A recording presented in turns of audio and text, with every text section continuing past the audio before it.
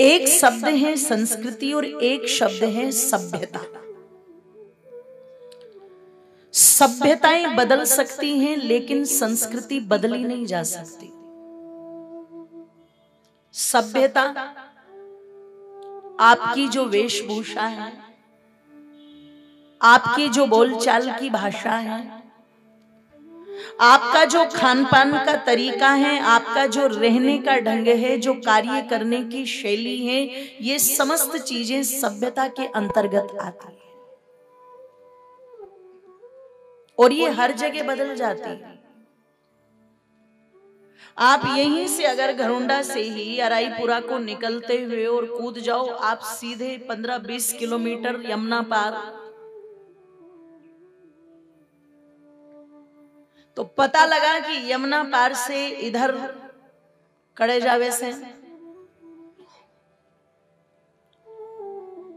और 20 किलोमीटर यमुना कूदते ही कहां जा रहा है, बदल जाएगा।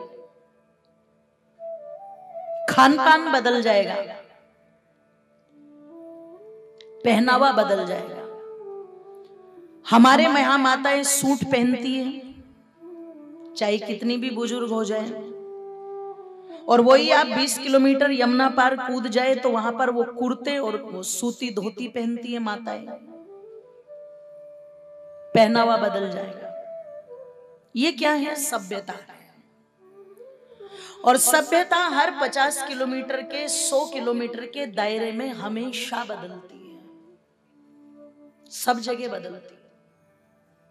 मैं बिहार में गई, तो जब पहली बार बिहार में गई तो ट्रेन में एक व्यक्ति आ रहा है, बोले बादाम ले लो बादाम।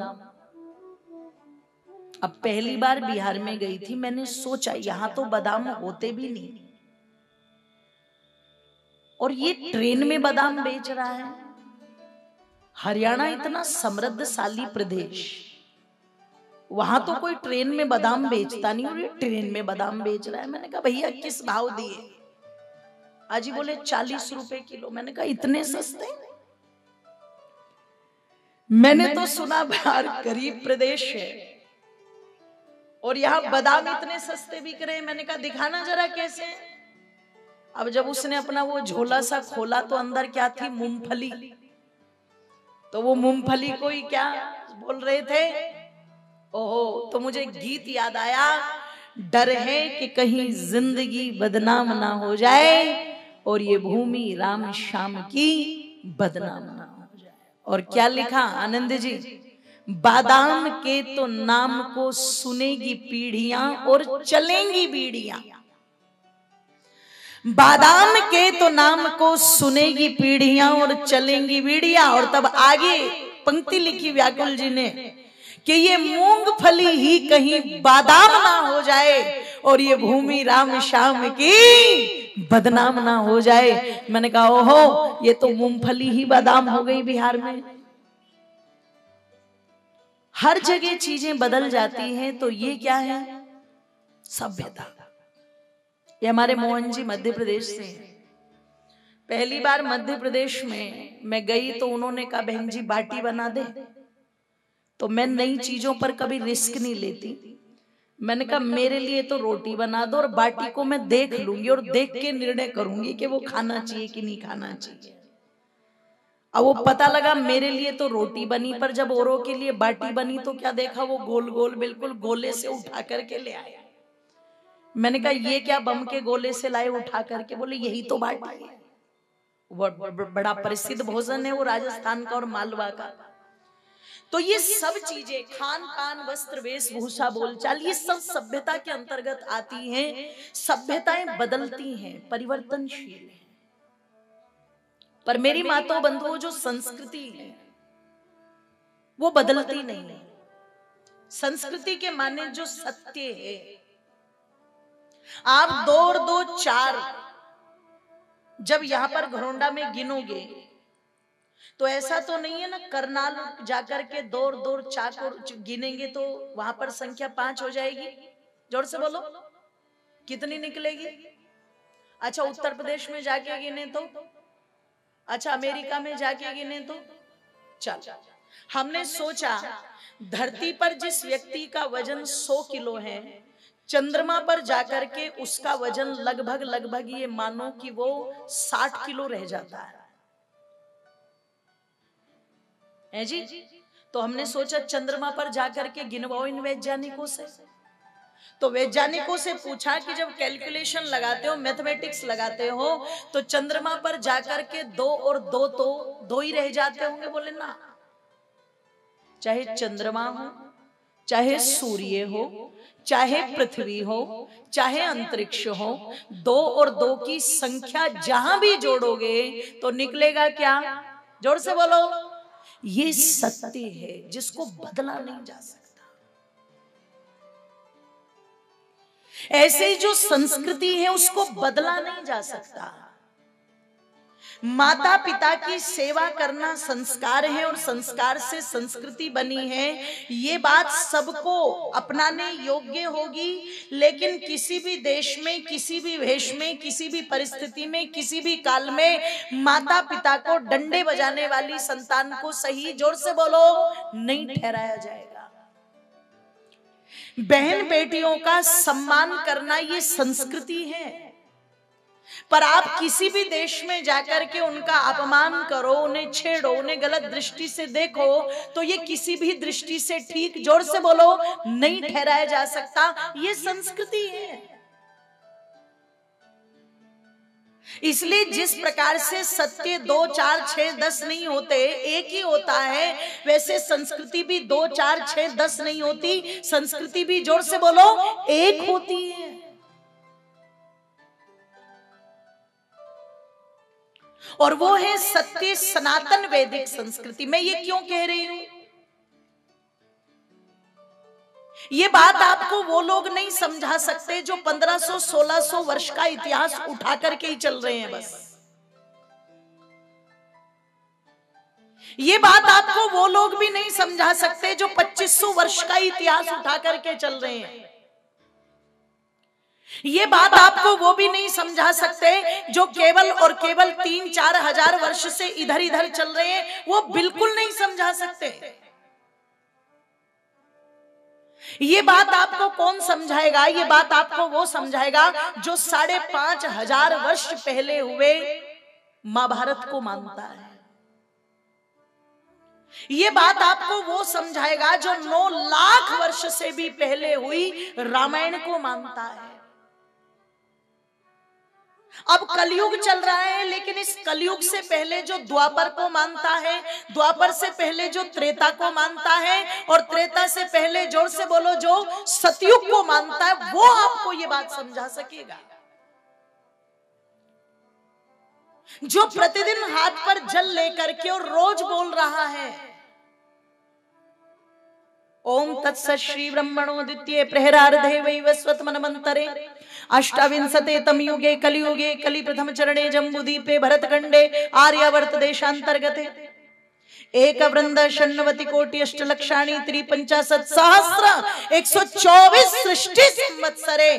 जो इतना कालखंड सृष्टि का मान रहा है, 1 अरब 96 करोड़ 8,53,124 वर्ष, यानी कि लगभग 2 अरब वर्ष को मान रहा है, वो आपको बताएगा।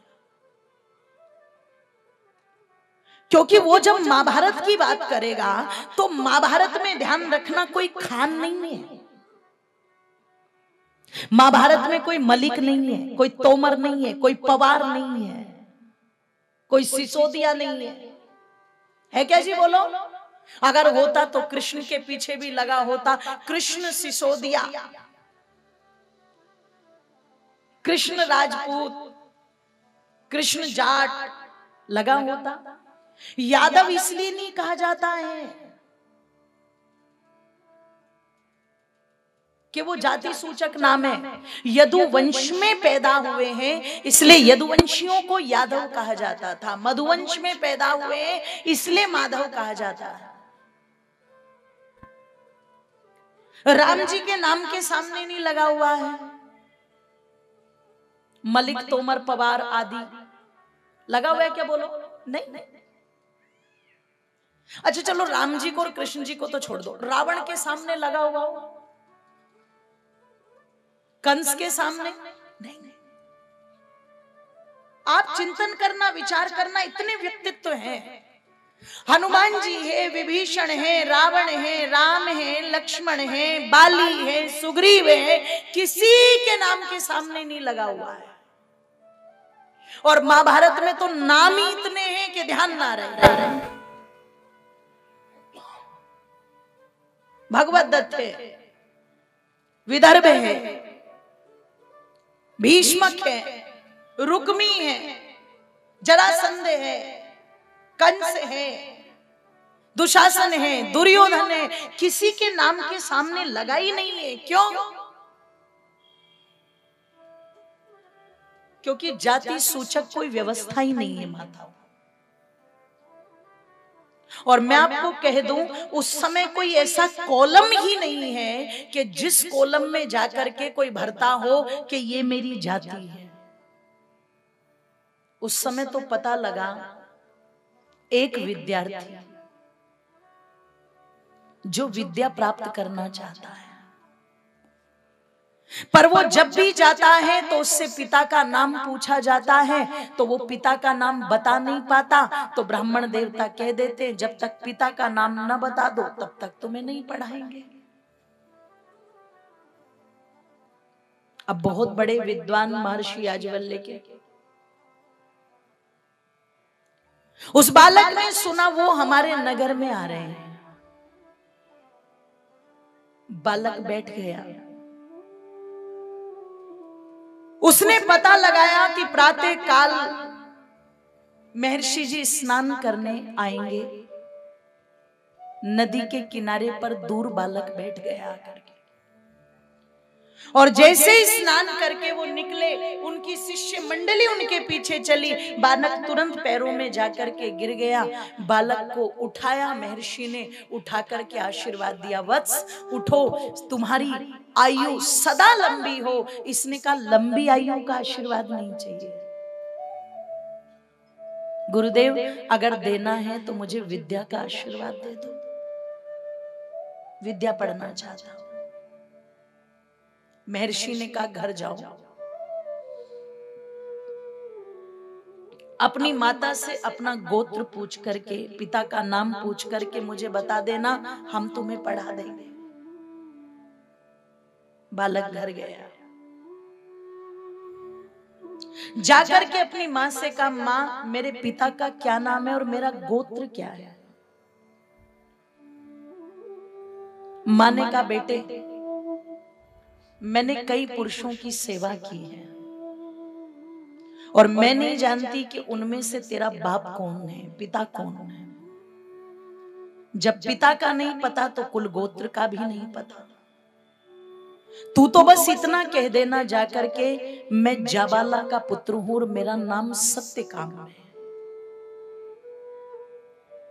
ओ मेरी माता, बालक ने जाकर के ऐसा ही बोल दिया। गुरुदेव, मेरी मां ने कई पुरुषों की सेवा की, वो नहीं जानती कि उनमें से मेरा पिता कौन है, पर मैं जाबाला का पुत्र सत्यकाम हूं। ये सुनते ही आश्रम में जितने ब्राह्मण थे सब भड़क गए और सब भड़क करके बालक को धमकाने लगे, आश्रम से निकालने लगे। अरे वेश्या के पुत्र को यहाँ पर आने का अधिकार किसने दिया? ये तो आश्रम अपवित्र हो गया, इस आश्रम को पवित्र करना पड़ेगा। तब महर्षि ने कहा, रुको, सुनो, कौन कहता है आश्रम अपवित्र हो गया?